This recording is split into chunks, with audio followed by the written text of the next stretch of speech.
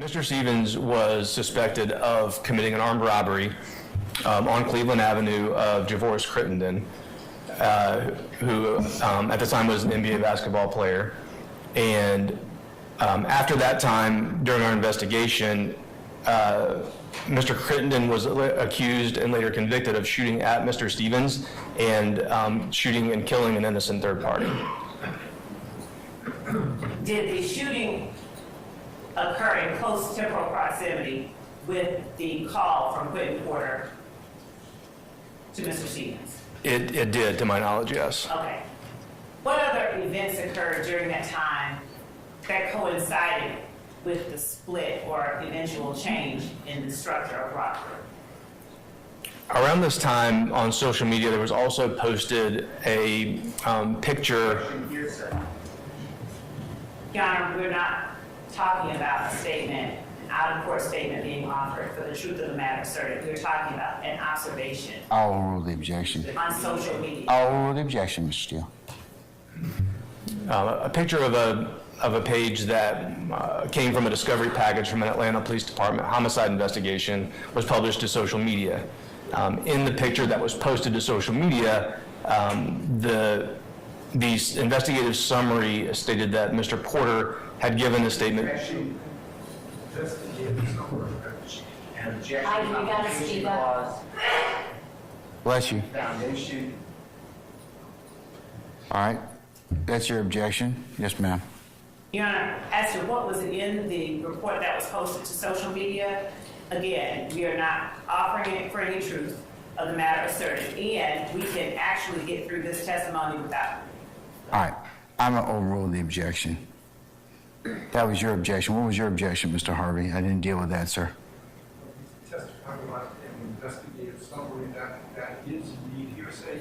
And if it's not being offered for the truth, then it has no relevance under 401. It's more prejudicial than under 403. And I would ask you to give a cautionary 105 instruction to say this testimony is not offered for the truth of the matter asserted. Yes, ma'am. Your Honor, And I object to arguing these. We have come to the bench for the defense objection. I think we should come to the bench for the argument on our objection.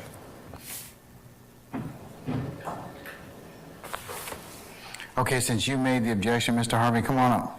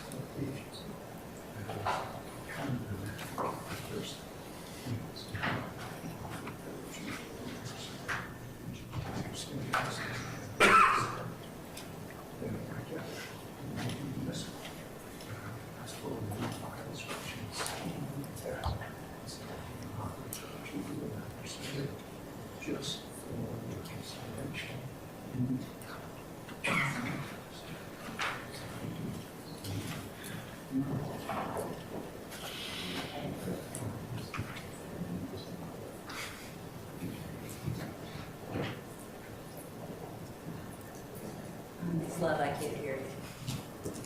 Please don't talk.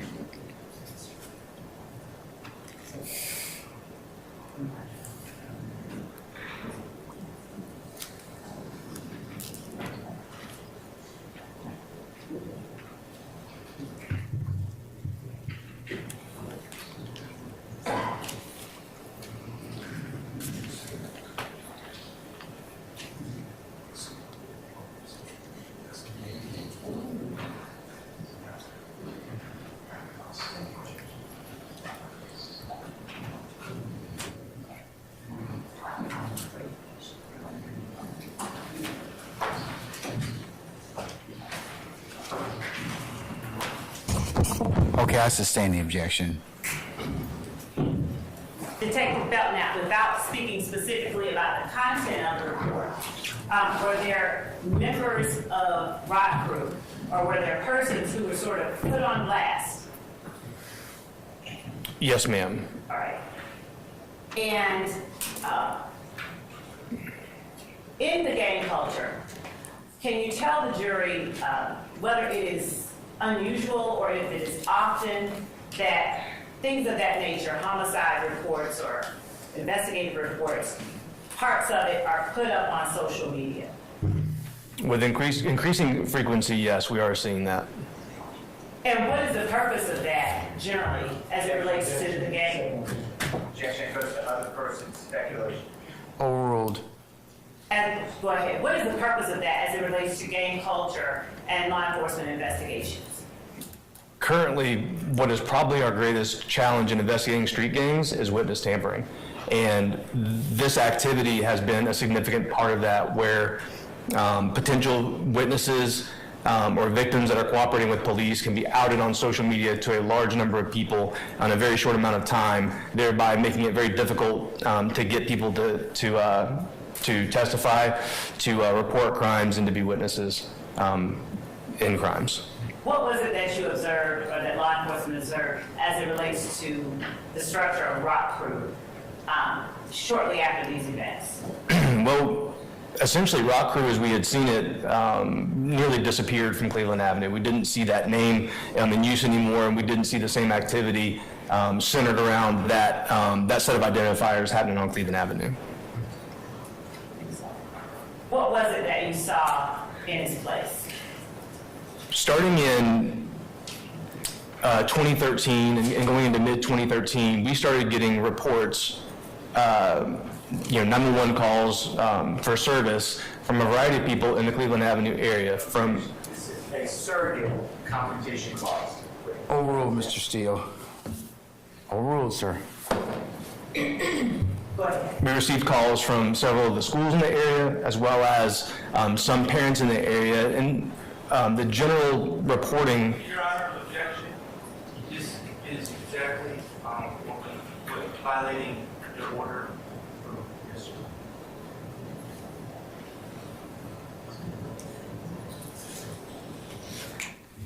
Come up here, Mr. Short.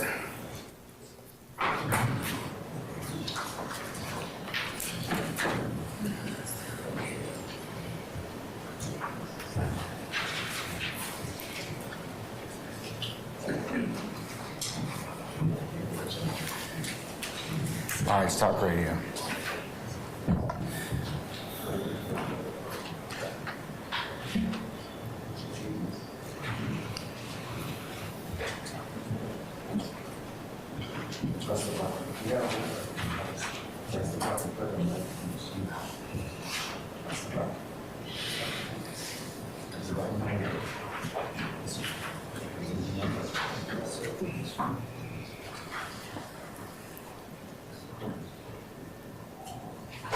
Mr. Sharp, I can't hear you.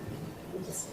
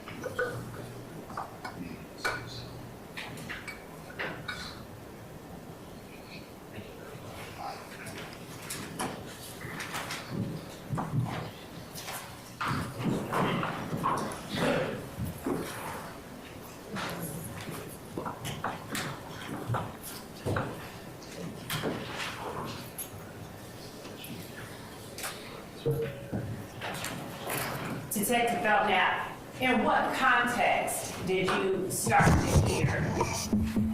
Did you learn of sort of an evolution from Rock Crew? One of the earliest places we saw that was from reporting of incidents within the community. Okay. And Hold on one second. If you have a device that is a camera with a shutter or anything else that is making noise, please put it on man mode. I told you that yesterday, or I'm going to have it removed. I apologize to all of you. Go ahead, sir. And what words were you hearing coming from these sources? They were reporting that the activity was related to a group called Slime Gang. Okay.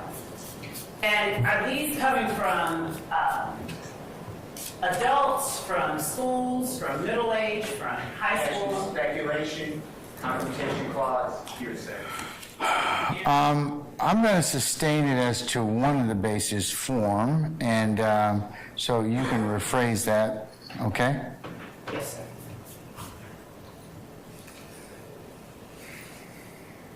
Are these reports coming into the Atlanta Police Department? Yes, ma'am.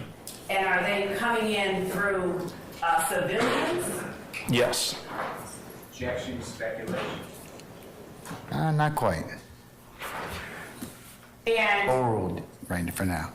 are they related, the reports that called your attention to this slime, are they related to adults, or are they related to children, or what? Objection, Basis. go back to your order. No. Compound question. Well, the form of the question. I'll say it's the form of the question. What is the age group of the persons that these reports are related to? We were receiving reports. Hold on. I'm going to sustain the objections to form. Who had just objected? That was Mr. Steele. Let me ask a question, Ms. Lowe. Why were you getting these calls, Detective Belknap? We were getting these calls because citizens in the community were reporting criminal activity related to this Slime Gang. Were these reports coming from the schools? Where were the reports coming from? Some of Sustain them- as to form. Yes, sir. So some of the reports were coming from the local schools, from South Atlanta High School, Crawford Long Middle School. Other reports were coming from parents within the community reporting incidents involving their children. Thank you.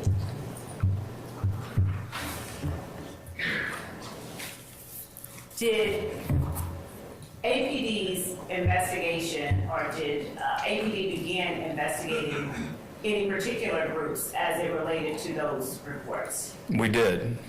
What was the group? What we began to discover was activity by a group calling themselves Young Slime Life.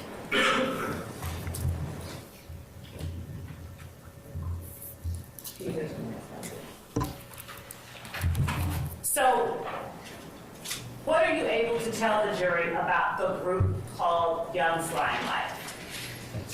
Through investigation, we discovered that the gang was formed in late 2012.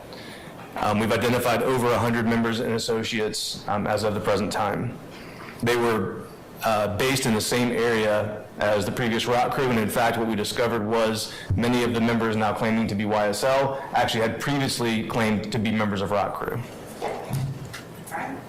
Now, did this group called Young Slime Life, did it consist of 3 or more members? It did. Would you tell the jury whether or not there were any other indicators about this group that would qualify it as a criminal street gang? Objection, Your Honor. Basis. Beyond the ken, it's not beyond the ken, excuse me, of the jury. All right, overruled. I believe we can advance the slide. We have a demonstrative. What we observed was that the group had a common name, which was Young Slime Life.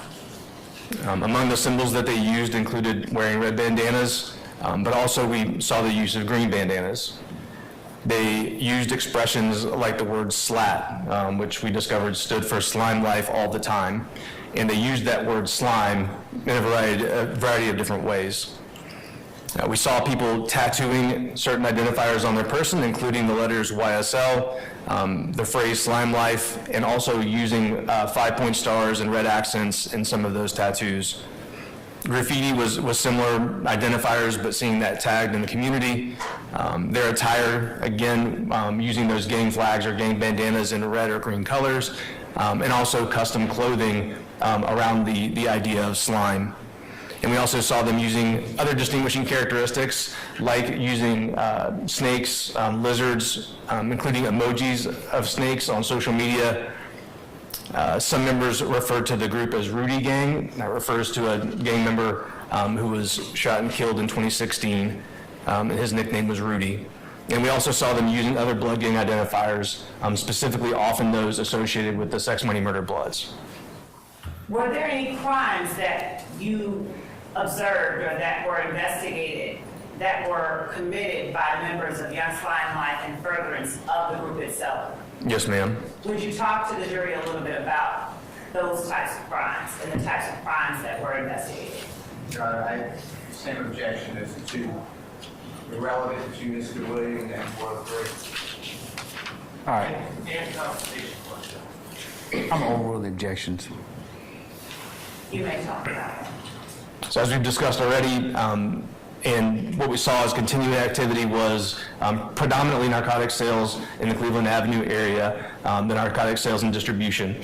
We also saw armed robberies, we saw shootings, we've seen murders, auto thefts, burglaries. We did see some ATM thefts and other things of that nature. Now, were there any other groups that you found to be associated with Young Slime Life?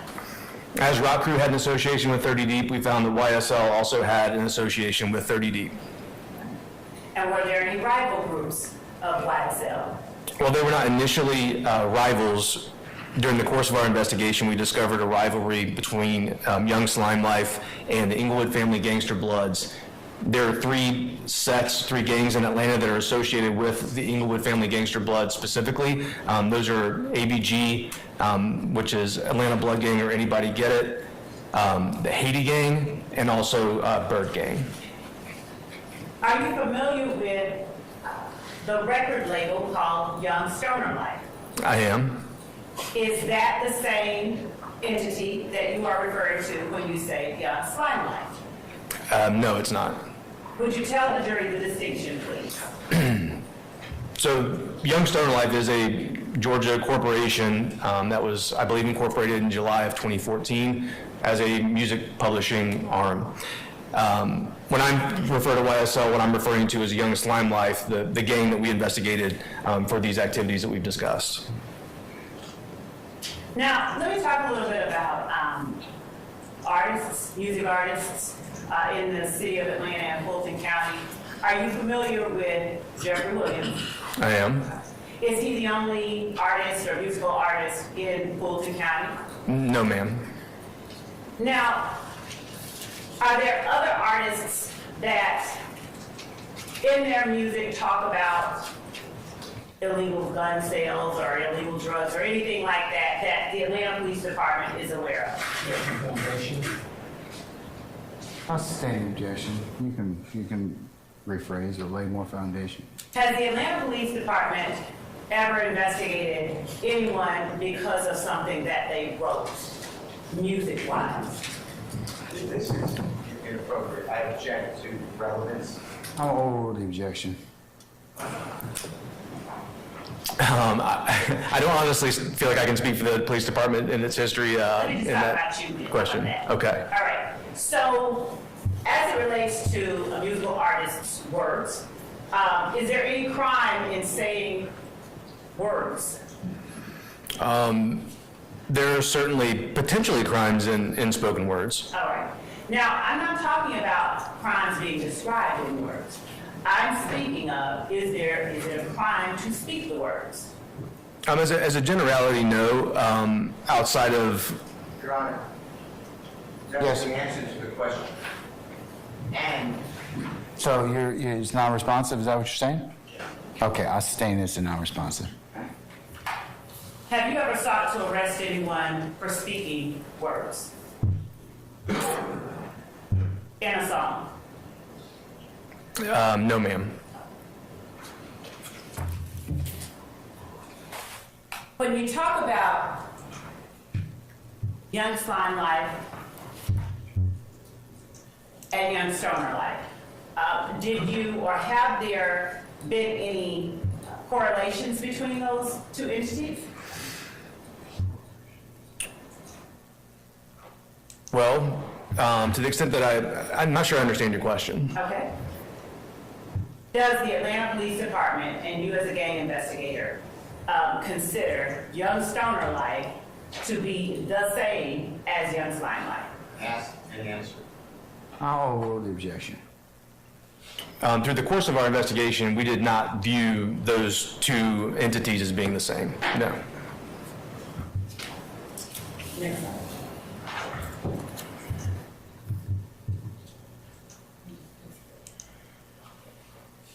Would you talk a little bit about gang colors as it relates to your expertise as a gang investigator? Sure, and as mentioned, gangs often represent their gang through the use of specific colors, just as a visual identifier to represent that gang. Of course, all of these colors can be used in completely non-gang related and lawful ways, but gangs will particularly adopt the use of these colors, and oftentimes will use them in a particular way. So for example, gangs that associate with the Bloods will use the color red, as we've mentioned. They'll also often associate those colors with the right side of their body. This is a counter to the rival Crips, who often associate their colors and identifiers with the left side of their body. So we may see those colors used on the right side. The picture here, and just an illustration of wearing a bandana, a red bandana on the right side of the body. Here's another example of use of a bandana, maybe worn tied around the head, tied around the neck. I think we saw a picture earlier of using the bandana tied around belt loops. We often will see that tied on the right side of a belt loop. This also, as you can see, is an example of a gang tattoo with the letters YSL tattooed on the right side of the face. And in the event that I did not ask this question already, in your opinion, Young Slime Life is a criminal street gang? Yes, ma'am. Would you go ahead and talk about gang colors as it relates to the image that is depicted on the screen? Sure, and this is a picture of Mr. Stevenson, who went by Rudy and who is unfortunately deceased, and the use of the green bandana that we saw used with YSL. Next one. And you can, I believe, use the clicker now, so I'm going to see if it works. All right, and this photo, again, the use of the green bandanas, and also we're beginning to see hand signs in this picture. The YSL hand sign made this way. Now, is the YSL hand sign that you just held up, would you explain to the jury what, because I saw fingers, would you explain to the jury what it is that you're doing with your fingers? Sure, so this would be the Y here, and then I guess these fingers form your S, and then this is the L. And is that distinguishable from the classic peace sign? It is. Right. Now, go to the next slide. What about gang tattoos? Would you talk to us a little bit about that and YSL as you see them? As I mentioned, we began seeing members of this group tattooing themselves with YSL. So this photograph was taken during arrest of Trontavia Stevens, and he has YSL tattooed on his body. And this was in addition to previous tattoos that we had seen and tattoos observed on this day where he had Rock Crew Cleveland Avenue tattooed across his fingers.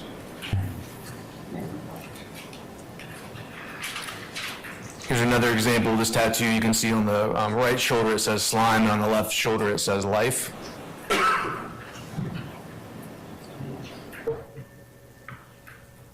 And here another example of YSL being tattooed on the right side of the face.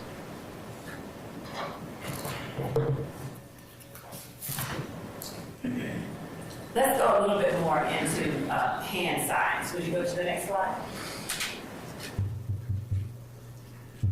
Would you talk to us about what we were looking at on the screen?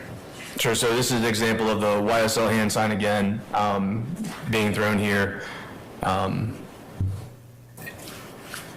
And so the person wearing red, is the person wearing red throwing the YSL hand sign, or is the person wearing white throwing the YSL hand sign? Yes, I apologize. The person on the right wearing the red is throwing the YSL hand sign in this picture. What are we looking at here? This is another example of the YSL hand sign. This is I'm sorry. Go ahead, what are we looking at? This is an additional hand sign used by YSL members. It's to indicate wiping your nose, and they will draw the index finger across the lip underneath the nose in a fashion you can see here. And are there any, go back just a minute. Are there any markings or tattoos that are related to YSL depicted in this photograph? Yes, ma'am. Additionally, you can see the word SLAT tattooed across the index finger. Next slide, please. Talk to us a little bit about gang clothing that you've seen in relation to YSL. So here's some examples of some of the clothing we began to see YSL gang members produce and wear. This hoodie on the left has a definition of the word slime as seen on here, which says, I can't be trusted, or repulsive or despicable person, wipe your effing nose, is you slime enough? And on the right, you see a hat that says, Make America Slime Again.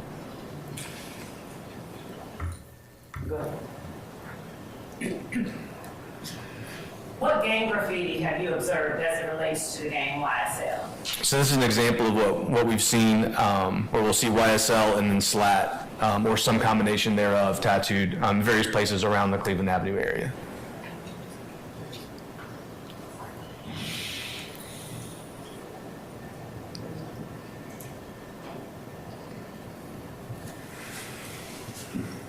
You've talked about the activity that you've seen committed by members of YSL. Did that activity constitute criminal street gang activity, the activity that you described? Yes, ma'am.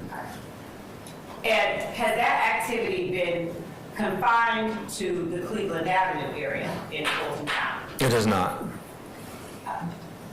Has a large part of that activity occurred in the Cleveland Avenue area in Fulton County? I would say so, yes.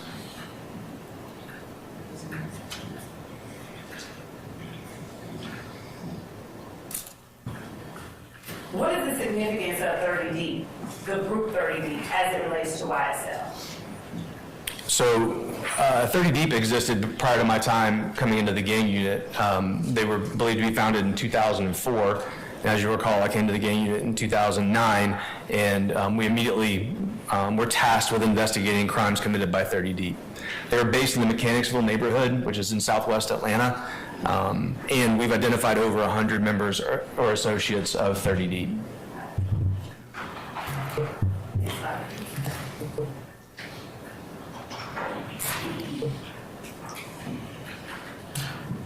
What about 30 Deep allowed you to categorize it as a criminal street gang? So looking at this from the perspective of our direction from our gang law, we see that 30 Deep has a common name, which is 30 Deep. They also had several, as we mentioned before, of these sets, of these sort of subsets or cliques within the gang. Some examples of that are DRC, which stood for The Robin Crew, YRC, which was Young Robin Crew, BRC, which stood for Baby Robin Crew. That group has now taken on the name KT, which stands for Cutthroat. We saw them using signs and symbols. They make a 3-0 hand sign, and that was actually pictured in the photo before, and we'll show you another picture of it in a minute, I believe. We see them tattoo certain identifiers on their body. They use the number 30, of course. They also use 272, 372, and 972. Now, this is a good way to benchmark when the gang started, because those numbers correspond with numbers on the telephone keypad. Now in the era of smartphones, we probably can't even say the last time we saw a telephone keypad, but at the time, this predated wide adoption of smartphones. So the number 272 corresponds with the letters BRC on a telephone keypad, 372 corresponds with DRC, and 972 corresponds with YRC. We'd also see them tattoo their neighborhood name, Mechanicsville, sometimes Zone 3, which is the patrol zone that they were in conjunction with these other identifiers. We would see graffiti and tagging of that number 30 deep, as well as other identifiers. And while 30 Deep started out as a non-traditional neighborhood-based gang, we did see over that time period that I mentioned earlier, 2009, 2010, 2011, that they began also taking on blood gang identifiers, wearing red bandanas and other gang-related clothing, also making custom clothing. They were often referred to as a smash gang because their staple crime was committing smash and grab burglaries of commercial stores. And their identifiers, what types of identifiers did they utilize? So the ones previously mentioned, and also began taking on other common blood gang identifiers. Were there any associated gangs as they relate to 30 Deep? Yes, so we found they were associated with ROC, as mentioned, then YSL. They also had an association with the Goodfellas street gang. How is that association reflected in what you observed or what you learned about or investigated during your time with gang members? What we saw was a cooperation between those two groups and their criminal activities such that the line was blurred between the two groups. They were regularly together, both associating with each other and committing crimes with each other.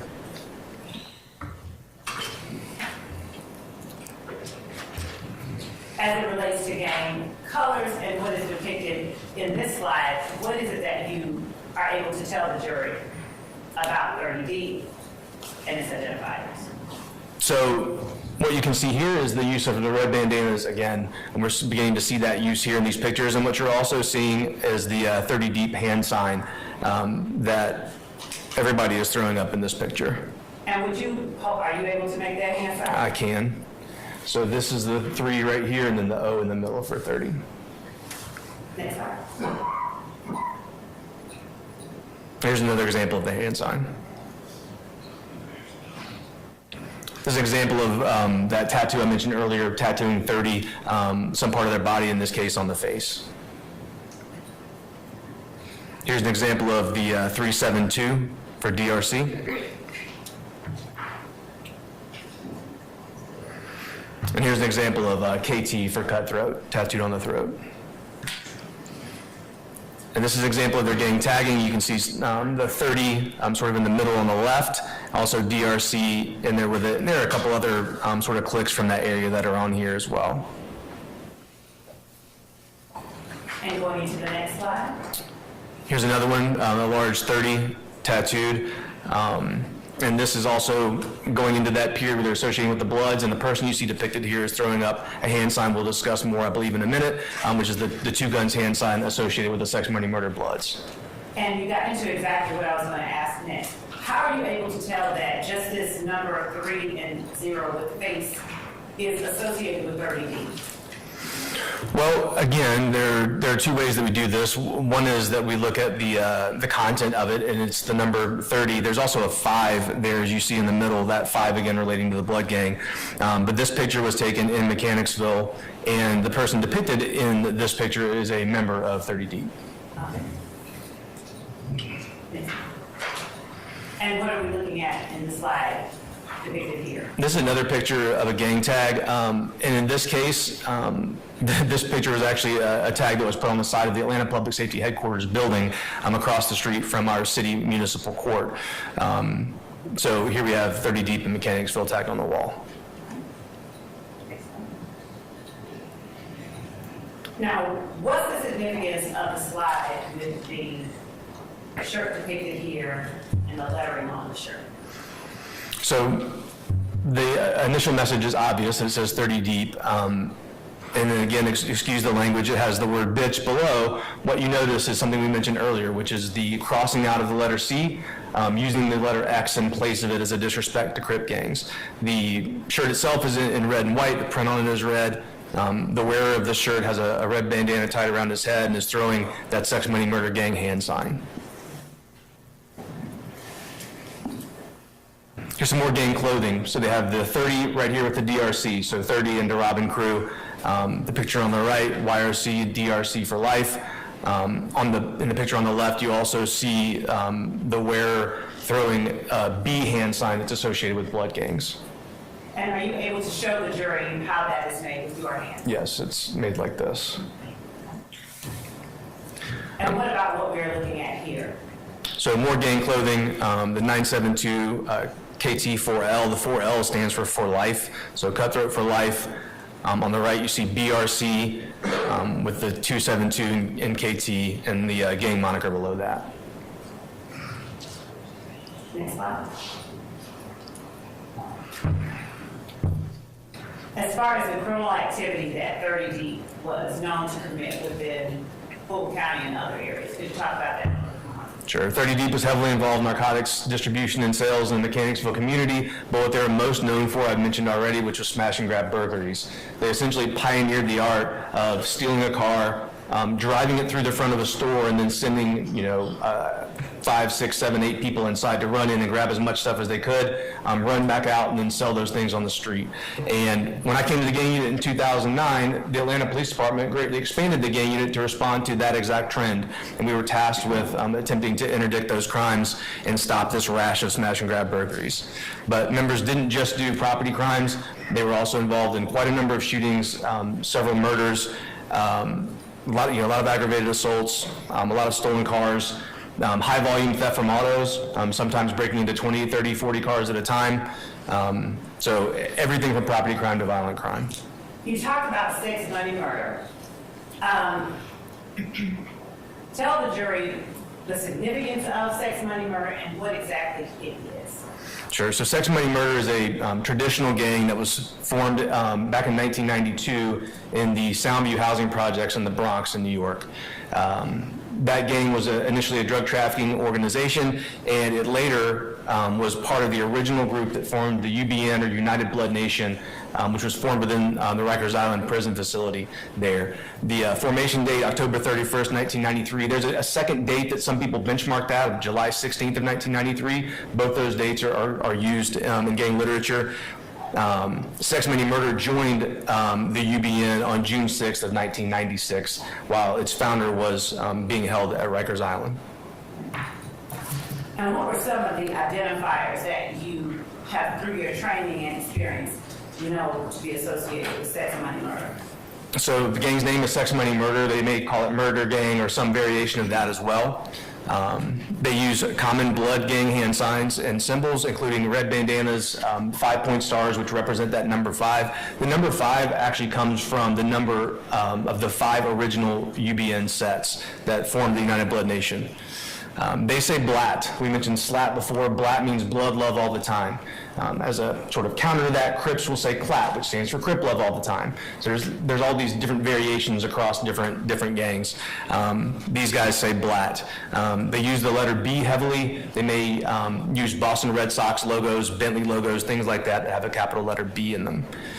They'll tattoo S&M on their persons, sometimes substituting the number 5 for the S to get that additional identifier in there. They'll use 5-point stars, and they'll often include red accents within their tattoos. They will tag all of these identifiers, including the gang's name, the number 5, blat, and they'll cross out tagging for rival gangs as well. They'll wear red bandanas and clothing to signify their association. And this is one of those traditional gangs that we talked about way back at the beginning of this morning, where they actually have books of knowledge that actually list out the rules and codes for the members of the gang. Next slide. When we're talking about the United Blood Nation, what 5 groups does that consist of? So the 5 original gangs that formed the UBN are Sex Money Murder, the 9 Trade Gangster Bloods, the 1-8 Trade Gangster Bloods, the G-Shine or Gangster Killer Bloods, and the Valentine Bloods. And within Sex, Money, Murder, or within the United Blood Nation, was there a particular hierarchy or ranking? There is. It starts at the top with the Godfather, the founder, which is Peter Rollick. Then in each state, there are 2 statewide leaders. One is called the High O20 who's a statewide leader with some national authority or influence, and the low O20, who's a statewide leader with statewide authority. I've kind of summarized the middle management piece of this because they have a bit of a complex middle management rank structure. Essentially what they do is they divide areas by groups and give leadership chains to certain geographical areas. It was a little much to put on one slide. And then below that, they have the members of the gang, the foot soldiers, they're sometimes called. And have there been high O20s and low O20s identified in the state of Georgia? Yes, ma'am. And are you familiar with the names of some of those people? The high O20 for Georgia is Kyle Ory, who's currently being housed in the Department of Corrections. And what does Kyle Ory, does he have a nickname? He does. What is it? Nasty New. And as we go to the next slide, talk a little bit about the rules and codes as it relates to sex, money, murder. Sure. This is a sample of some of the rules and codes that they use. The gang itself has 31 codes that members are expected to follow that are listed out in that book of knowledge. They will sometimes use the phrase Peter roll, and that means to kill someone. So that refers to murdering somebody if you Peter roll somebody. That Peter is a reference to that founder, Peter Rollick. They refer to the gang and its members as Blazing Billies. They use the phrase rollacking, sort of a general term for just the gang's activities. As you can see, sometimes when they write it out, they'll cross out that C in rollacking. They use that expression, blood love all the time, or blat. One example of many codes that they use is buck 50. In the prison system, that's a phrase used to refer to slashing somebody's face with a razor and causing them to have 150 stitches. That's the idea behind that. And then they'll use things like 311, the numbers 311. These refer to, these numbers reference back to the alphabet. So C is the third letter of the alphabet. K is the 11th letter of the alphabet. So they'll use 311 to mean crypt killer. Now, you spoke about a book of knowledge. The next slide.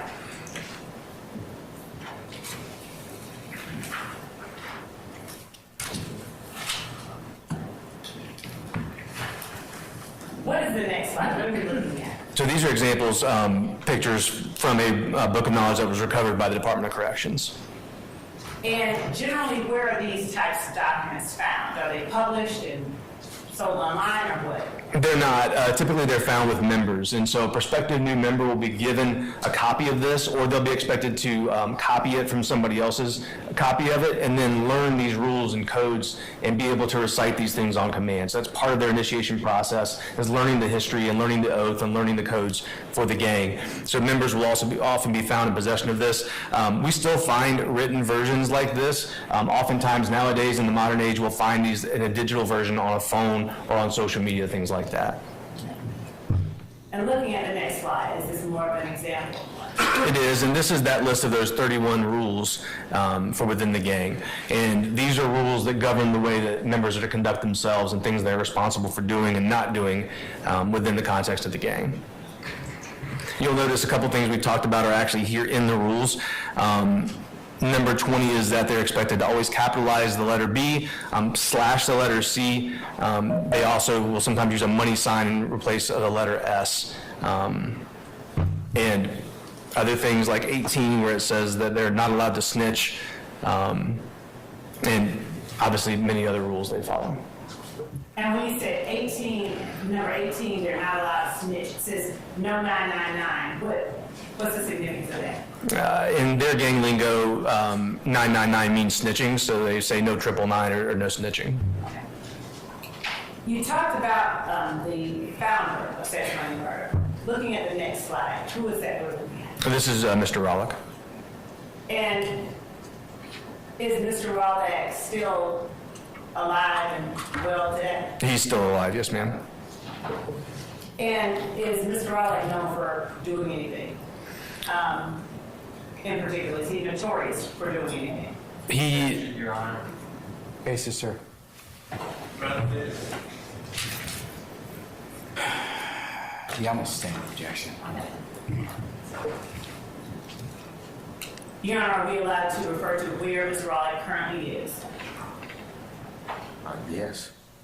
Okay. You can ask him. Where, Hold on, is there something you said something, Mr.?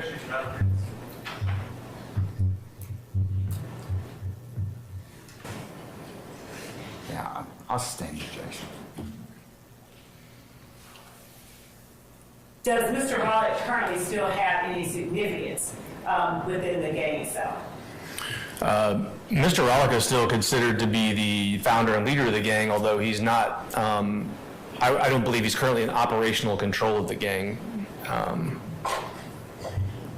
And as we go to the next slide, would you tell the jury what it is that is significant about that? So this is an example of those gang colors that we talked about before, and the use of a red bandana, oftentimes seen in the back right pocket. As we look at the next slide,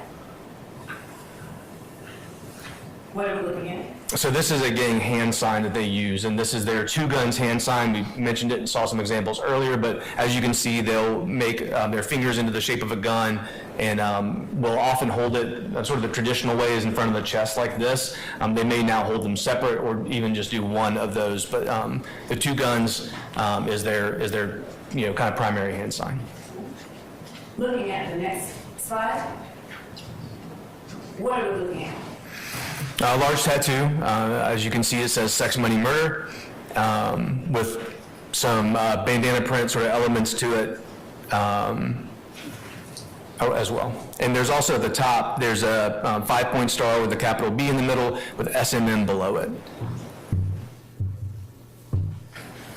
And moving forward to that. Here's a large SMM tattoo. And what's that underneath it? It looks like a person holding a smoking gun. And going forward to gang tagging that has been observed. Yeah, so this is a picture actually from Mount Zion Road at I-75 several years ago, sex, money, murder tag. You see some stylization in the tag itself, but it clearly says sex, money, and the SMM for sex, money, murder. We talked earlier about two different entities, Young Stoner Life and Young Slime Life. In gang culture, is it unusual to find legitimate organizations or legitimate businesses associated with criminal street gangs? Well, we've certainly seen, it's not a new thing for criminal organizations to get into in quasi-legitimate businesses, although typically criminal organizations don't get into purely legitimate businesses. Those are used as sometimes front companies, sometimes avenues to launder money or to otherwise mask criminal behavior. What types of organizations have you seen that have used that type of structure? I think Give some examples of some. sort of the classic example is the mafia crime families that were in waste management and have been in gambling and things like that as avenues for money laundering and avenues to get income through contract, paying off people to get contracts and things of that nature. So these are kind of just old kind of classic examples of that. I want to talk to you a little bit about Fulton County, Zone 3, the Cleveland Avenue area. How much interaction have you had with Zone 3 and the Cleveland Avenue area and members of those communities? Quite a lot over the years. And in terms of economic opportunities and poverty or wealth, does the absence of an abundance of wealth necessarily correlate with participation in criminal street gang activity? I'm going to be honest, I'm not sure I understood the question. All right. Out of the area, Cleveland Avenue, Jonesboro South, are the majority of young people in those areas that may not be wealthy, are they going and joining criminal street gangs? Objection, speculation. I'll sustain it as to form. You can rephrase if you like it. If you like to. Is it always the case that when young people in those communities, the vast majority of the ones that you have interacted with in those communities, are they availing themselves of the opportunity to go and get involved with criminal street gangs? Foundation. I'll sustain it. You can lay a little more. Have you had an opportunity to interact with young people from those areas? I have How many young people? hundreds over the years, What ages? all ages. And under what circumstances? Under a variety of circumstances, certainly in our investigations of criminal activity out there, but also just patrolling the area. I've had the opportunity to respond to crimes out there. I've interviewed victims of crimes. I've interviewed moms. I've had certainly many conversations with citizens who live in the area and deal with crime issues in the area.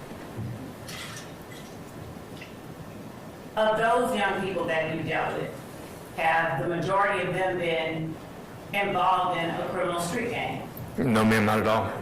Basis. Also confrontation. Okay, I'm gonna overrule your objection. Confrontation, I'll overrule that as well. You can answer that. What did you say? No, not at all. So, based on your expertise as a gang investigator,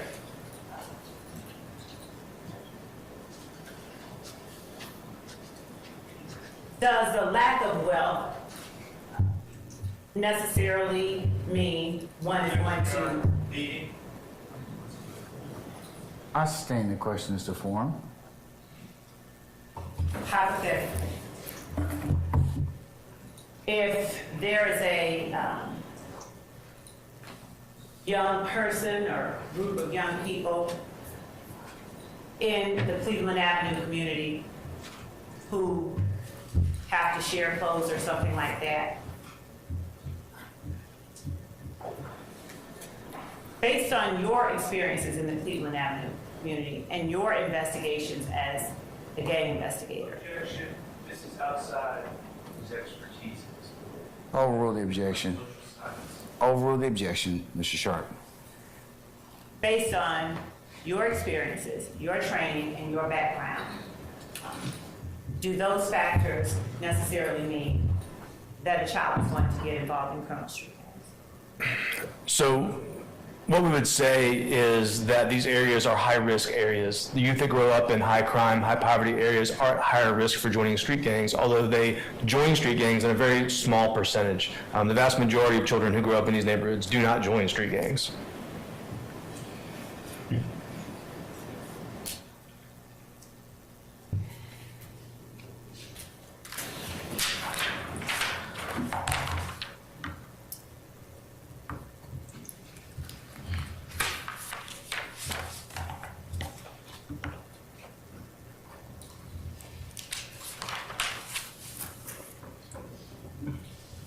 Just one moment, Your Honor.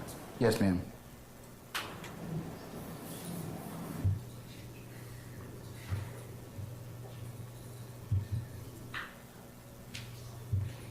Your Honor, at this time, I don't have further questions on direct, but based on whether or not there is cross-examination, I would like to reserve the right to recall the take up. All right. Before we begin cross, ladies and gentlemen, how are we doing? We need to take a break. Can we take one? About 10 minutes? All right, okay. We're going to take a 10-minute break, and then we'll resume with Detective Belknap. All right, all rise.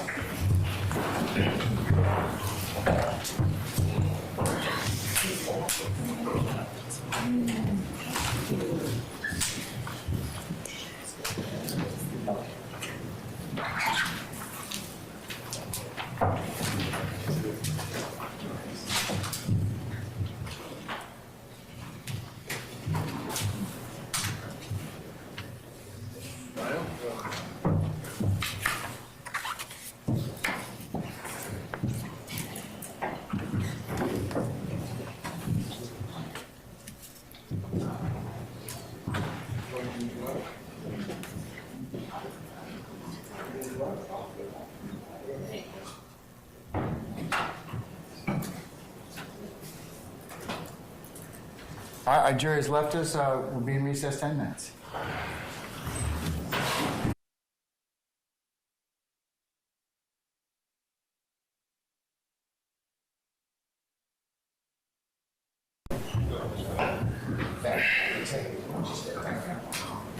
Yes, sir.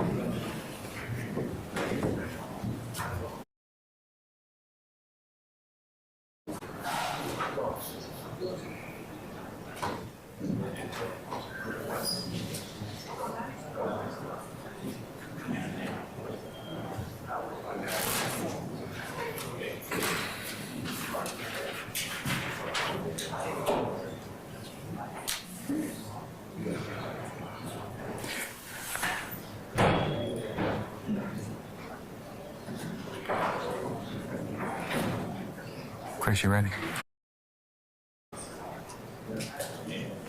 Yes.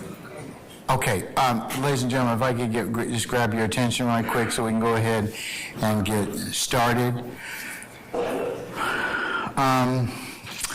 Before we go ahead and summon our jurors, I just wanted to pose an inquiry to our members of the media here. Due to some security issues not attributable to anybody in this courtroom or the parties, and the fact that we have had an inadvertent recording of some of our jurors on the front row, would it be appropriate or okay if you all would not continue to film Detective Belknap? You're welcome to go ahead and do the audio, but is that something that you all would be willing to do, please? Everyone okay with that? Okay. All right, we're going to go ahead and call for our jurors at this point in time, and let's summon Detective Belknap, please.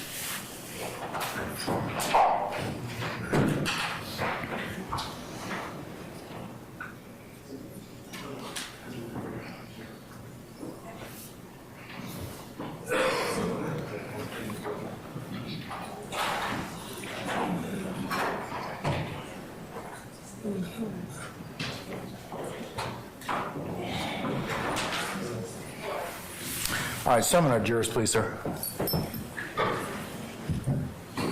All right, from jurors.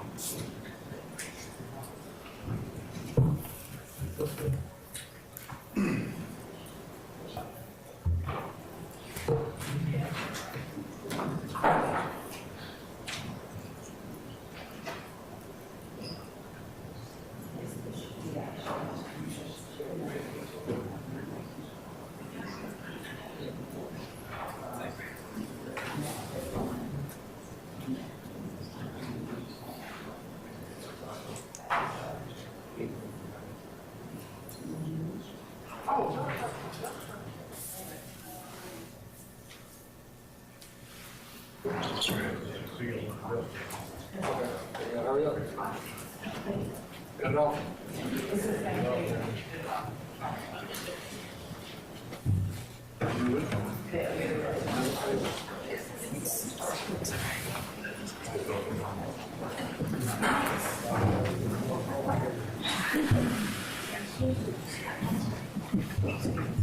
All right, ladies and gentlemen, please be seated.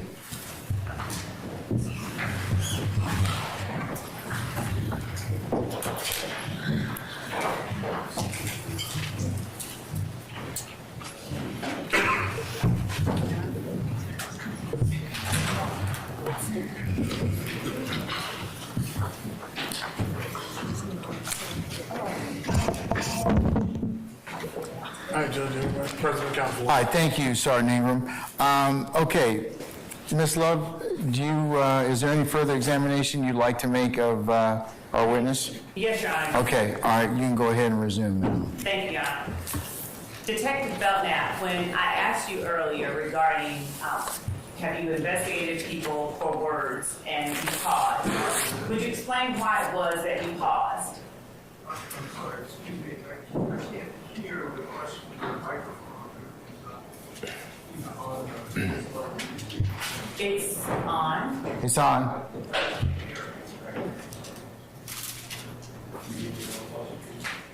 Why don't you, well, you could relocate a little further up if you want, Mr. Harvey.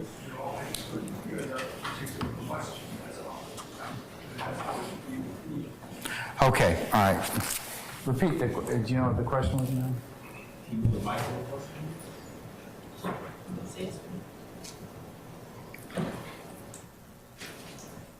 Ms. Weaver, can you repeat back the last question, please? Detective Belknap, what I asked you earlier regarding have you arrested people for words and you paused? Could you explain why it was that you paused? Well, let me read that again. Detective Belknap, when I asked you earlier regarding have you investigated people for words and you paused, would you explain why it was that you paused?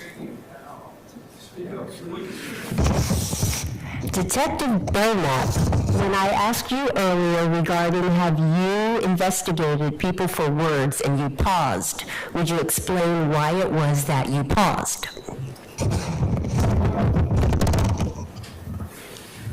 I always try to be as fair and Objection calls. I'll sustain the question. Or sustain the answer, I should say. Just, Can I? you can rephrase, ma'am. Okay. Asking the question about investigating people for words, without getting into your fairness, would you explain to the jury why it was that you paused? some of our investigations involve words that may arise to the level of terroristic threats. So we certainly do sometimes investigate crimes that are committed only with words. All right. And so if I'm not talking about someone making a direct threat to another individual in person, if I'm instead talking about an individual's song that is released over the radio, have you or do you know whether it is the practice of your agency to go out and investigate or arrest artists based on the lyrics that they have written in a song? Objections for the jury to determine. I'll overrule the objection, sir. Objection, lead. Overruled. No, it's absolutely not our practice.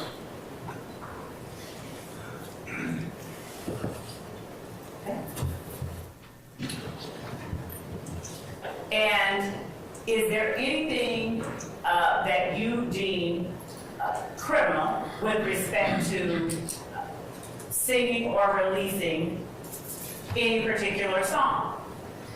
As a generality, no, ma'am. And to the extent that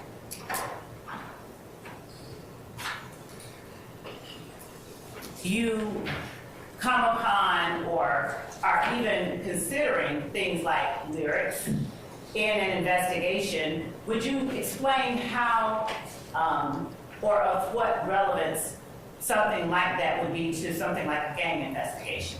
Your Honor, the conduct of law enforcement is not relevant to the issue that the jury is sworn to do. That's for the jury to determine. I'll sustain the questions to form once you rephrase. Sure. If lyrics are not criminal, if it's not a crime to release a song saying whatever you want to say, is there ever any evidentiary value to be found in things like a song? Your Honor, this is not, this goes to the state of mind of somebody. This is not the jury. They make a decision on a basis. It is not, Your Honor, and I can respond with the court's permission. Why don't y'all come on up?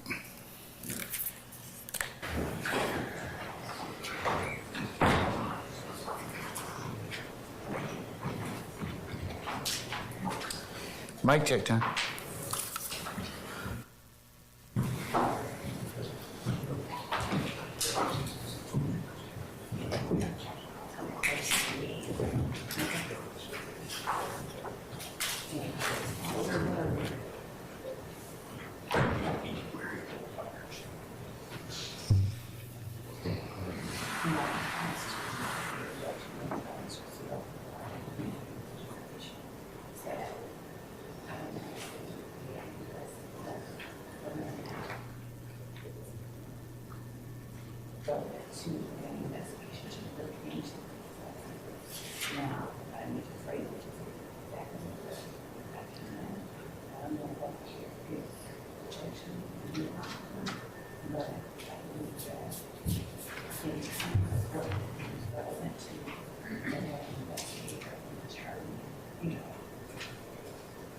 things that may be of greater value.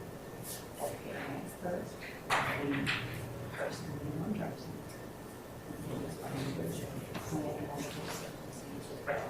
Sort of like permission to be around.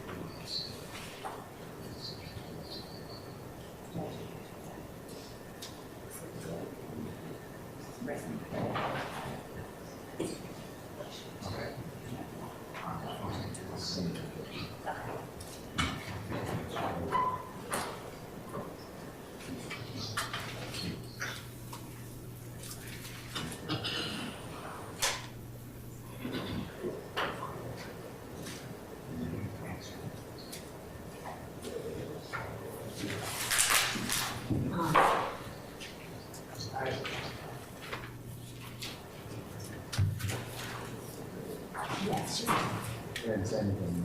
well, I was,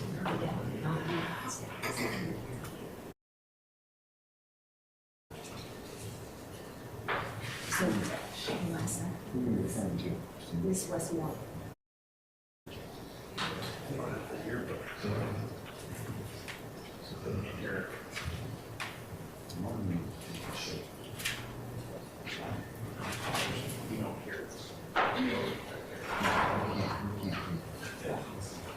I do. Yeah. I can hear that. Let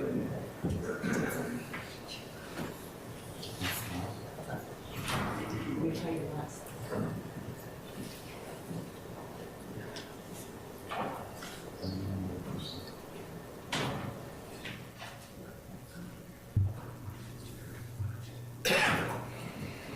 This one, this is the last thing.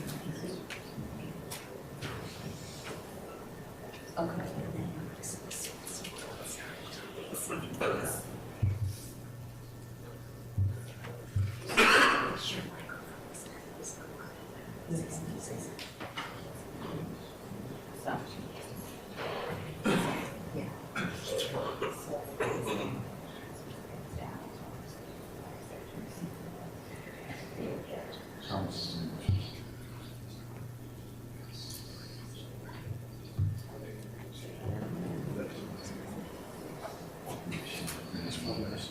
It's only turned down the headphones, it's only down too high.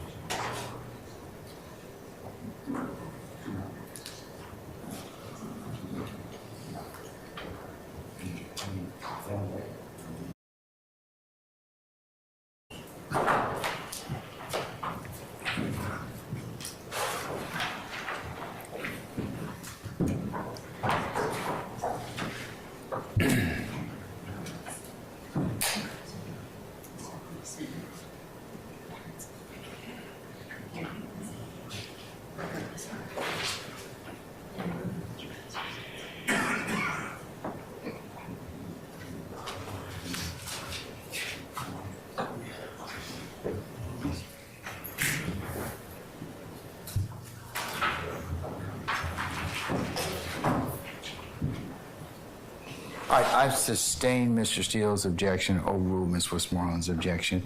All right, go ahead. Thank you, Judge. Detective Belknap, as an expert in the area of criminal street gang investigations, can you tell the jury where it is that you look to find evidence a particular act is criminal gang activity? Objection, that's intent. I'm overruled the objection. Could you repeat the question for me? Yes. As an expert in the field of criminal street gang investigations, would you tell the jury some of the sources of information that you obtained to determine whether or not activity is rightly deemed criminal gang activity? So as I mentioned much earlier now, some of the core things we're looking for in a particular crime are going to be evidence of the motive for the crime itself, evidence of any group affiliations of the people involved, either as a perpetrator or a victim, the display potentially of gang identifiers and things of that nature. I'm going to object. This has already been asked and answered. Overruled the objection. During the crime itself. And to find those types of evidence, we may do a number of things. That may include interviews with victims and witnesses. It may include, as mentioned before, some of our techniques like listening to jail calls, could be wiretap investigations. It also frequently is social media, particularly more in the current time. Social media is certainly a source for that. And we often find now as gangs move into other areas, we may find that in music or in lyrics at times as well. When you talk about social media, in terms of investigations into gang activity, how significant is the role of social media? At this time, it's very significant. Gang members, like the rest of us, spend quite a bit of time on social media, and so it can be very, very important to our investigations. And in your experience, how have gang members traditionally used social media to elevate their status or to represent their gang? Social media is today's public square, and where gang members have for years posted up on a corner or in a neighborhood to be out and be visible and be seen.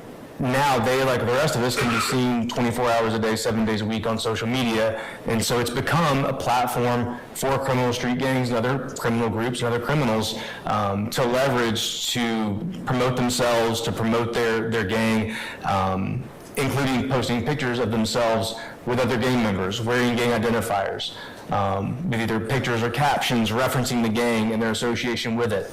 We see gang members even post threats to other gang members. We see them post taunts to other gangs after they commit crimes. We see them flaunting sometimes the proceeds of their crimes. All aspects of this show up on social media, whether wise or not. And when those type of things are seen in social media, is it your practice to look into them further and to determine whether or not any of that information leads to any viable leads? It is. Is social media used by gang members to silence other people as well as to represent their gang? Basis. I'll stay in this forum. You spoke earlier of witness intimidation as it relates to criminal street gangs. Is there any role of social media in witness intimidation that you see during your investigations? There is. Would you explain that to the jury? One way that we've mentioned is the publishing of information on social media to out someone who may be testifying as a victim or a witness in a gang-related criminal trial or proceeding of some kind. Mr. Steele, you have objection? Yes, we entertain hearsay and best evidence rule. At this point, we are just talking about, I have no idea. No, I'll sustain. I'm going to overrule the objection. Thank you. You may continue with the jury, please. So in addition to that, gang members will often post overt threats on behalf of other members of their gang, which is going into part of the strength of the group and the threat of the group. When we're doing gang investigations, it's not just the one person or the group of people maybe that are in that particular case. The power of the gang and its fear in the community is that there's a large number of them, and even if a few are locked up, the ones that remain are still out there on the street to pose a threat to victims and witnesses, and that often happens through social media. And do music lyrics ever become a part of your investigation into gang cases? They do. Would you explain to the jury how? Gangs have been involved with music for decades now. This is not a new thing. It has reached new levels, though, over the past 10 or so years that I've been investigating gangs, where before we didn't see the kind of overt gang references in music to the extent that we do now. It's a much greater extent, and we see gangs much more directly referencing themselves and their rivals, and even sometimes specific people from other gangs in activities that are actually going on in the street that current time. We even today have some of our gangs that will go into the studio tonight and make a song about a shooting they did this afternoon, and they'll turn them around very quickly and very explicitly and very directly related to the crimes they're committing. And as a gang investigator, what role do you see that type of activity playing in the promotion of the gang itself? State of mind, Your Honor. 704. We're not asking about anyone's. Yeah, I'll overrule the objection. You may answer that. Would you mind repeating the question? Sure. What role, as a gang investigator, do you see that type of activity that you just described? You said that a gang member may well go into a studio tonight and make a song about a shooting that the gang member did just this morning. What role in promoting the gang itself does that kind of activity play? If any at all? Music is certainly a part of most of our lives, if not all. And it's a medium that can have a farther reach and certainly be entertaining, but can also attract a lot of attention and give a platform that's large, especially if someone is talented and becomes popular. So composing music and expressing that pursuit of money, power, and respect through the music can be a way for the gang to talk about what they're doing, to again keep pushing that wall of what they call respect, what we would call fear, out into the public and establish who they are, what they do, and what's going to happen to people if they go against them. If I say to you the term studio gangster, what, as a gang investigator, would that mean to you? Foundation. I'll overrule the objection. Go Go ahead. So the term studio gangster has also been around for quite a while, and that refers to someone who may go into the studio and talk tough and talk like they're violent and talk like they're into doing crime and they're dangerous, but they may actually not be in real life. They're just taking on that persona in the music studio for the purpose of their music. Do you, as a gang investigator, have you had occasion to see actual criminal street gangs either embrace or reject the notion of being a studio gangster? There's no foundation. This is. I'm going to overrule the objection, sir. I have. Would you give the jury some examples of what you mean? So that allegation is a very significant slur to a gang member who actually is within a criminal street gang and has this reputation as being a dangerous or a potentially violent person, and has that respect within the community. So to say that somebody's a studio gangster would be a huge sign of disrespect. And what we've seen with our gangs over quite a bit of time is that they'll push back against that notion that they're studio gangsters and actively refute the idea that they're studio gangsters. And in fact, we have some gang members who are rappers will say, "I'm not a rapper," saying, "I'm a gangster who raps. I'm not a rapper," taking on the persona primarily of being a gang member who just raps additionally to that. And are there any overt signs of that type of pushing back that you've observed within the city of Atlanta or Fulton County as it relates to any particular gangs, not necessarily the ones that you've mentioned today? Yeah, I'd say one example of that is a tag we saw in the Pittsburgh community some time ago, and it was a tag for the gang BMF, a large mural on the wall, and it says BMF, but behind that it says no ENT. We had this practice for a while. You saw some of that today in the demonstrative, where some of our gangs 10, 11, 12 years ago, when getting attention from law enforcement, would stop calling themselves a gang and start calling themselves an entertainment label or a record label instead, in an effort to mask their activities. But in this particular tag, BMF put this tag up and then it says no ENT, basically saying there's no entertainment at the end of this, we're just BMF.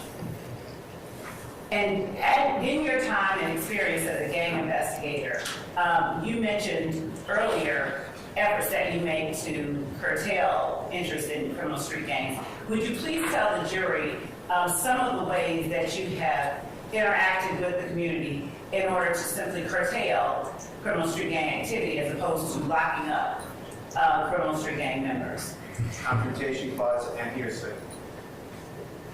Judge, I'm not certain what the confrontation part is. I'm asking him specifically some of the ways that he specifically has sought to curtail activity. I'm gonna overrule the objection. You may answer. One of the things I mentioned earlier that I've done since I've been a police officer is talk to people. Particularly, I like to talk to young people. I like talking to teenagers, especially when I run across them when they seem to be on that line or on that path, maybe to go the wrong direction. I always try to take the effort to encourage the folks that I see in that place to go the right direction, and I go so far as often to give them my business card with my cell phone number on it and tell them, hey, if there's ever anything I can do to help you do the right thing, you call me. Not that I can do everything for you, I'm not here to save you or anything like that, but sometimes what you need is a little help, and if there's something I can do. Your Honor, he's not bolstering his testimony. I'm gonna overrule the objection. Objection, Your Honor, relevance. Your Honor, And that I might sustain. Your Honor, as it goes to Detective Belknap's experience as a gang investigator and his expertise, I believe that it lends insight into his credibility for the jury. That would be objection. Okay, So, can we move on from that? we shall. Detective Belknap, I'm going to show you a blow-up of one of the maps that you included in your presentation that the jury has seen, and we're about to wrap this up. It is labeled 1 lowercase bravo. And I'm gonna ask you if you recognize this area that is depicted on this I do. board, all right? Is this a fair and accurate blow-up of the area that you included in your PowerPoint presentation that you showed to the jury? It is. All right? Ms. Hilton, may I gain your assistance? Hang on, get this right. And what, without showing it to the jury, what area is depicted in State's Exhibit 1 lowercase bravo? It's part of the area around the Cleveland Avenue community. Your Honor, the state tenders 1 bravo as evidence. Or is it a demonstrative aid? Yes, it is. Yes. Sir, will this aid you in giving your testimony in front of the jury? I'm sorry, sir. Will this aid you in giving your testimony in front of the jury? Yes. Has it been changed or altered in any way from the presentation you gave earlier? No, Your Honor. Any objection, counsels, as to 1 bravo, 1B? It's not on the exhibit list that we provided this morning, or late last night. Any further objection? Okay, I'll admit 1 bravo for demonstrative purposes only. Detective Belknap, I'm going to send Ms. Hilton over, Vanna White, to you with 2 markers and ask you to identify to the jury the area that you described Rock Crew as occupying with the red marker in your hand. So I'll say, Ms. Love, not all of the area is on this particular map. Draw an arrow towards where or how far out we need to go in terms of if it skids to the right, then place an arrow to the right. Any counsels are welcome to get up and relocate themselves to look at the demonstrative 1 bravo, okay? If you choose to do so.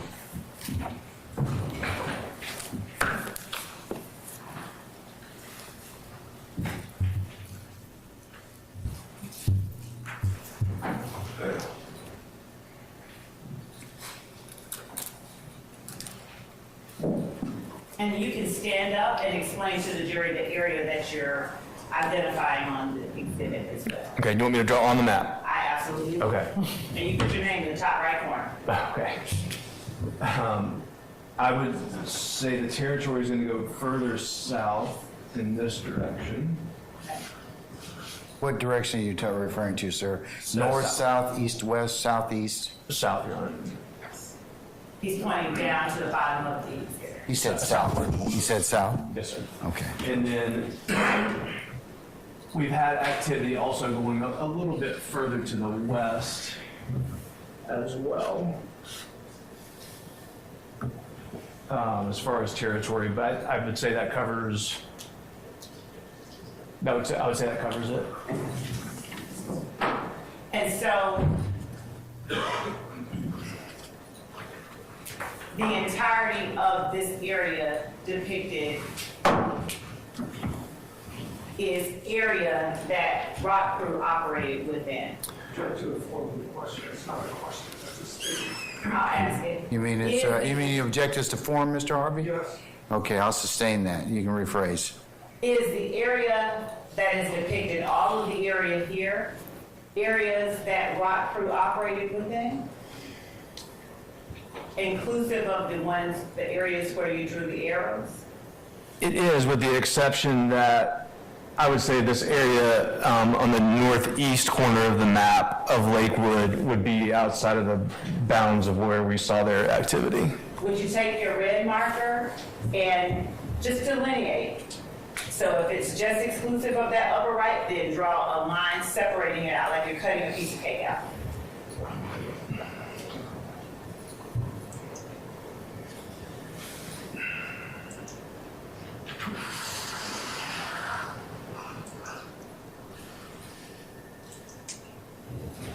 And the only exception to that would be potentially the school right here, That school is, being Kit Vision Primary School. I don't recall specifically Kip Vision Primary School having activity. I don't want to exclude it unnecessarily.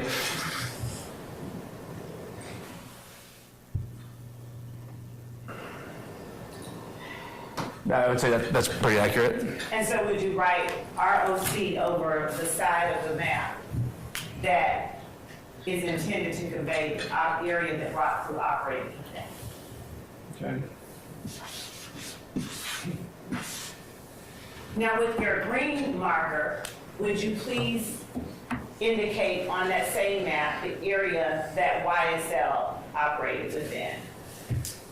I would say that it would be the same area. Okay. Would you please use the green marker to indicate if the area needs to be expanded out any further like you did with the red marker for Rock Crew? Answer. leading. I'll sustain the objections. You can rephrase, madam. Is there any area that is not shown on the map that YSL predominantly operated within? There is. Would you indicate with the green marker the directional of those particular areas? I will. Thank you.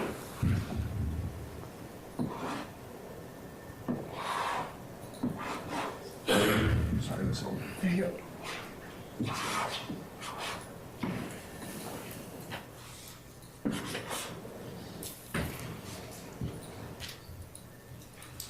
And would you write YSL over the side of the map that you are intending to indicate covers the area that YSL predominantly operated within?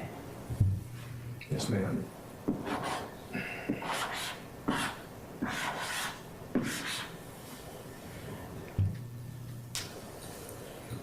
Thank you. That's all that I have. Would you please publish that to the jury?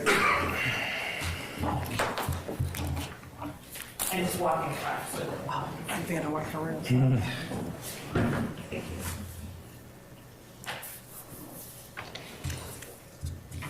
And to be clear, one more question.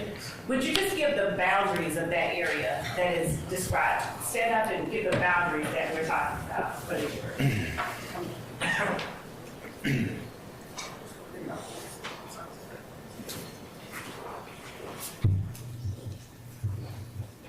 What's not pictured to the west is where I-85 starts to come south.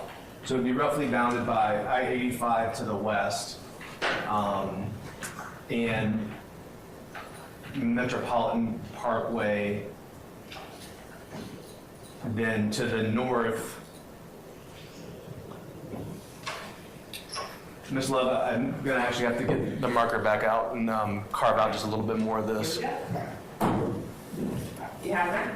I would say for predominant activity, I would also block off the Polar Rock area. The what area? Polar Rock. And to be clear, there may be some activity spilling outside the bounds of these boundaries, but as far as the predominance of activity, that's what I understand the question to be. It is a question. Okay. And so you're indicating with the red marker, so is this for Rock Crew? This is for Rock Crew, and I'm going to do the same thing for YSL. Okay.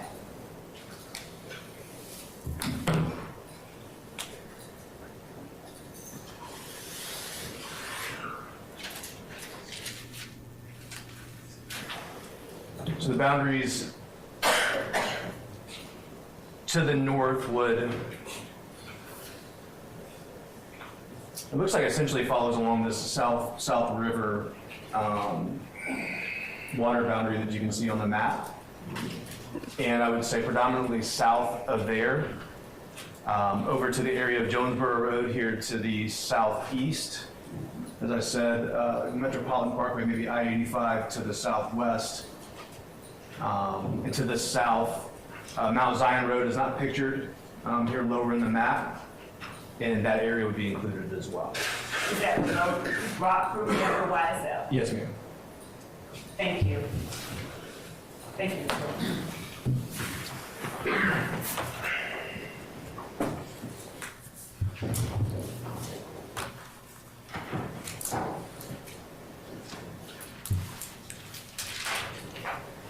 all.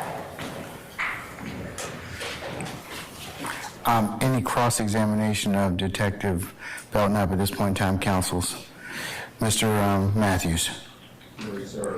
Ms. Hingerty? Misty Williams? Mr. Harvey? Mr. Sharp? Your Honor, I'll let you serve. All right, Mr. Steele? I'll do the same, Your Honor, since he's coming back. As the state said, I'm going to cross him with one-time test. All right. Did I miss anybody? Okay, all right. I guess we'll temporarily excuse Detective Belknap at this point in time, madam?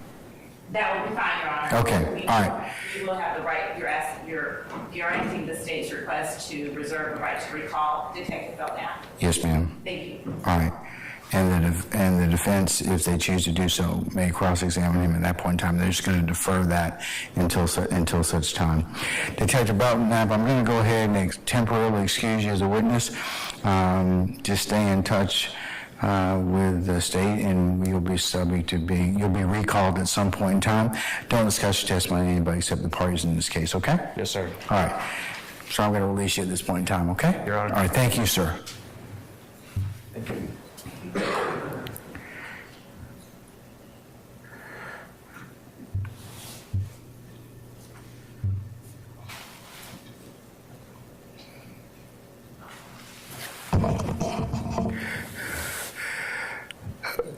Okay, ladies and gentlemen, the hour is about 5:35, so I think it's a natural stopping point for us today. What do you think?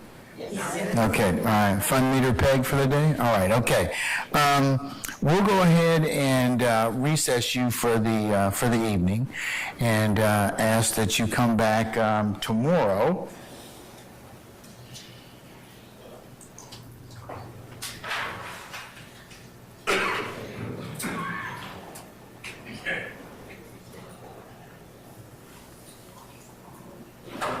If I could ask you to come back tomorrow at 9 o'clock, to be here by that time for an anticipated 9:30 start time, okay? And then we'll have a pretty much full, we'll probably work till early to mid-afternoon, and then we'll conclude.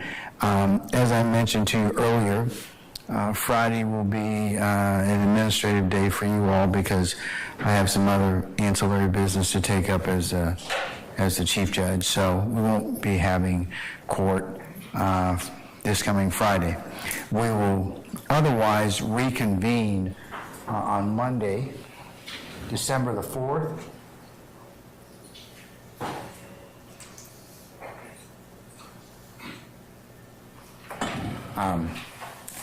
At 9 o'clock. So that's our next couple of days. And as I mentioned to you earlier, we're going to work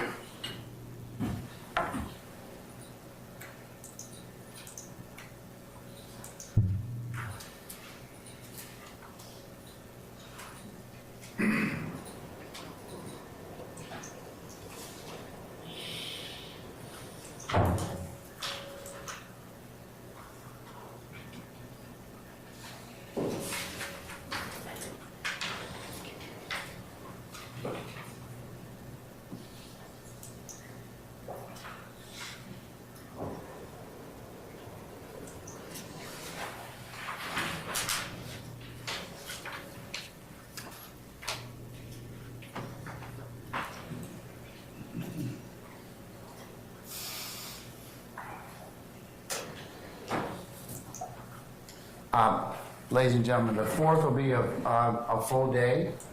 The 5th will be a full day. The 6th, that's a Wednesday, that will be a full day. The 7th, we may go for a few hours, and the 8th, we will go. Day 8th is a Friday. That should be a regular day. the week of the 11th, and looking at our schedule. Sorry, Judge. I haven't said anything yet, Mr. Harvey. Thought you were talking. I haven't said anything yet. I'm sorry. All right. I'm gonna move you up front. Yes, I am. Yes, I am.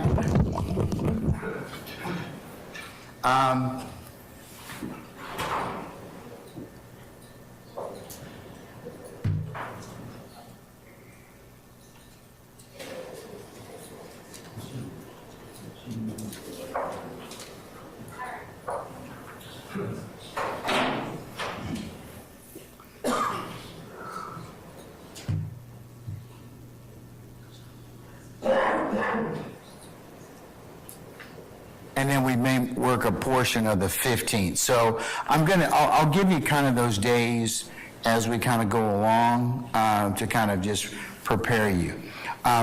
So I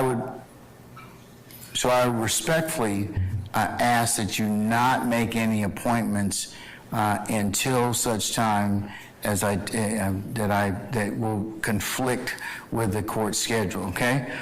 I'm going to try and give you our schedule a little bit out in advance so you can make appropriate plans.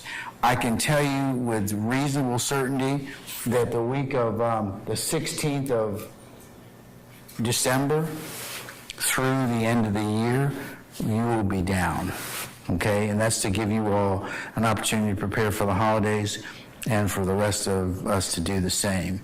So if you want to go ahead and start to kind of think about the week of that particular week, and that would be the week of the 16th of December, you can start to kind of plug your schedule in, because I don't think we'll be looking for you that week, nor the week that involves Christmas, okay? So, and then we'll reconvene probably on the 2nd. So that's kind of roughly the schedule that we'll have through the first of the year. So that's, and I'll try and, like I said, update you accordingly or give you the day-to-day breakdown. But if you have any things that you're looking to kind of schedule, attend to, or whatever, the week of starting the 15th would probably be the best week for you to do that, okay? All right. What are your ministerial inquiries of me, ladies and gentlemen? Say again?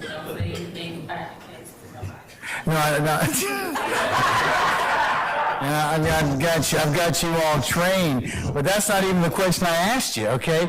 No, a ministerial inquiry is a question.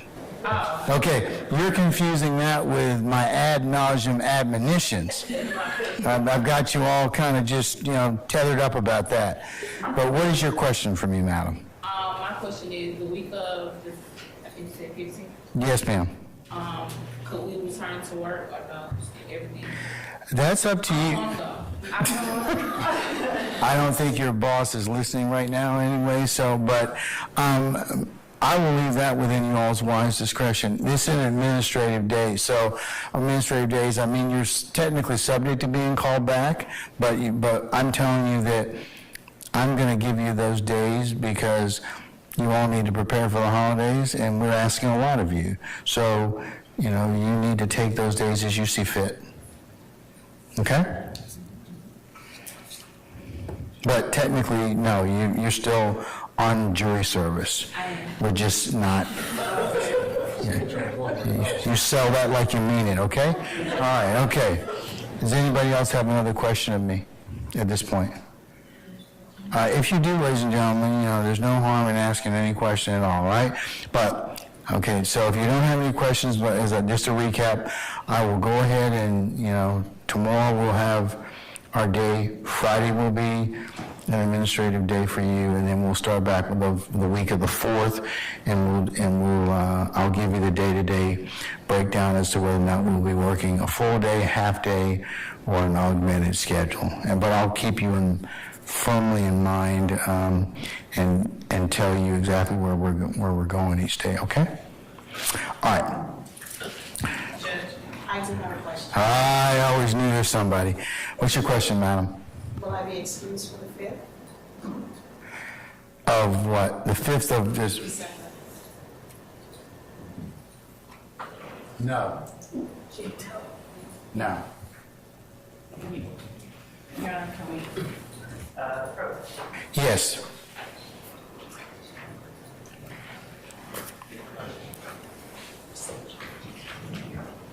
I can't. I can't.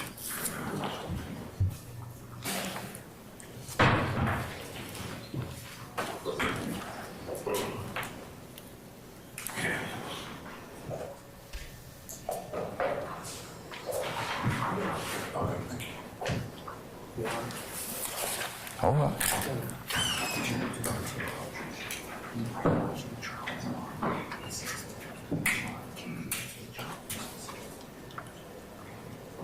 What's on?